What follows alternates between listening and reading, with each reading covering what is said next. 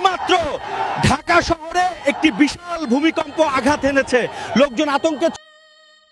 এইমাত্র বাংলাদেশে বড় ধরনের একটি ভূমিকম্প হয়েছে।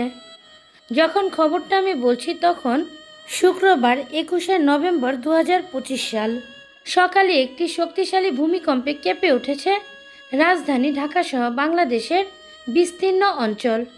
স্থানীয় সময় আনুমানিক 10টা 38 মিনিটে এই ভূমিকম্পটি হয়ে থাকে।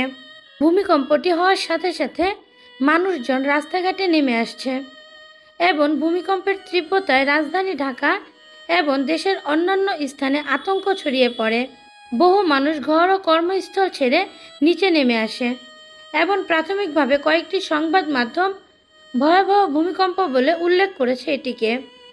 তবে এখন পর্যন্ত কোনো প্রকার হতাহতের খবর পাওয়া যায়নি এবং কোনো ক্ষয়ক্ষতিরও খবর আসেনি।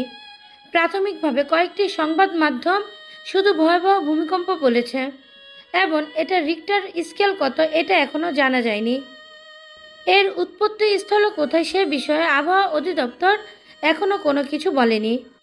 অনেক সংবাদ মাধ্যম বলছে এই ভূমিকম্পটি ঢাকা সহ দেশের বিভিন্ন স্থানে জোরালোভাবে অনুভূত হয়েছে এবং ভূমিকম্পের পরে বিভিন্ন জায়গা থেকে ক্ষয়ক্ষতির খবরও জানার চেষ্টা করছে আবহাওয়া অধিদপ্তর।